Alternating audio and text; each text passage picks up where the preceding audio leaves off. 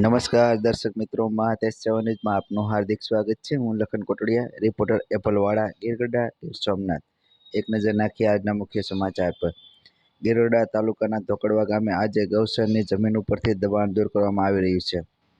ગીરગઢડાના ધોકડવા ગામે આજે ગીર સોમનાથ કલેક્ટર સાહેબના આદેશ મુજબ ધોકડવા ગામની ગૌચરની જમીનનું દબાણ દૂર કરવામાં આવી રહ્યું છે।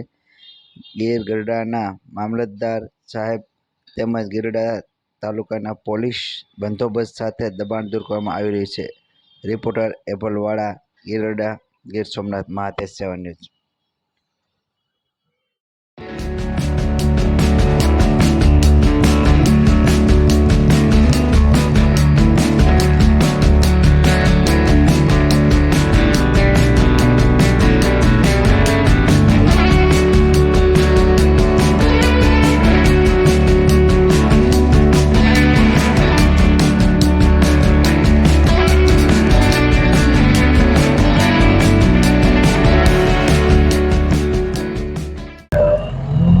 સાહેબ, આજે દબાણ દૂર કરવાની ધોકડવામાં કામગીરી શરૂ થઈ છે।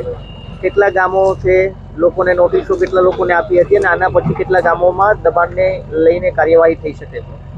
હા, હું જીકે વાળા મામલતદાર ગીરગઢડા છું અને જે ધોકડવા ગામે જે ગૌચરની જમીન છે એના અગાઉ સર્વે થયો હતો। કેટલા દબાણદારો છે એનો સર્વે થયો હતો। એમાં રહેણાંકના છે, ગૌચરના છે, ગૌચરની અંદર ખેતી વિષયક દબાણો પણ છે અને જે દબાણદારો હતા એમને તમામને જે નિયમાનુસાર નોટિસ આપવાની હતી એ નોટિસ આ ટીડીઓ સાહેબ તરફથી આપવામાં આવી હતી અને પોલીસ બંદોબસ્ત મળતા આજથી આપણે આ દબાણ હટાવવાની કામગીરી શરૂ કરી છે। હવે પછીના કયા કયા ગામો છે? હવે પછીના તો હવે ટીડીઓ સાહેબે પેલા હરમળિયા અને બીજું કયું નવા ઉગલા, જૂના ઉગલા એ ગામનો હવે પછી જેમ કેટલી જમીનમાં દબાણ જે અહીંયા ધોકડવા છે 800 વીઘા જેટલી જમીન છે એમાંથી જે અત્યારે રહેણાંકના દબાણ છે આપણે પ્રાંત સાહેબે કીધું અમે એમને પેલા વૈકલ્પિક વ્યવસ્થા થાય પછી એમના પેલા કરવાના છે। મીનવાઇલ એ જમીન બાદ કરતા જે ગૌચરની જમીન છે તેને આજથી આપણે કામગીરી શરૂ કરી છે અને જ્યાં સુધી કામગીરી પૂરી ન થાય ત્યાં સુધી ઓનવર્ડ કામગીરી ચાલુ રાખવામાં આવશે। ઓકે ઓકે સર, ધોકડવા ગામે દબાણ હટાવવાની કામગીરી શરૂ કરવામાં આવી છે। કેટલા સાધનો છે, કેટલી જમીન છે, ગૌચરણ કેટલી છે, અન્ય કેટલી? ધોકડવા ગામે અગાઉ ગૌચરની દબાણ પૂરેપૂરી માપણી થઈ છે અને માપણીના અનુસંધાને 800 વીઘાથી વધુ જમીનનું દબાણ નીકળ્યું છે।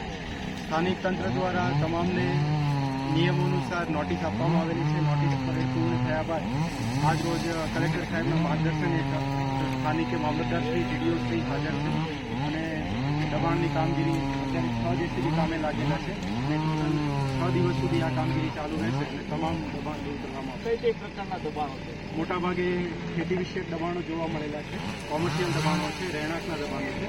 એમાં રહેણાંકના દબાણોને આપણે સરકારની ગાઈડલાઇન પ્રમાણે એક ચાન્સ આપી અને જે મકાન વિહોણા છે અને માત્ર એક જ મકાનની જમીન ઉપલબ્ધ છે એમના માટે પ્લોટિંગની આપણે પ્રોપર વ્યવસ્થા કર્યા બાદ દબાણ દૂર કરીશું। એ સિવાયના તમામ કોમર્શિયલ અને ખેતી વિષયક દબાણો છે એ આગામી 6 દિવસમાં દૂર કરવામાં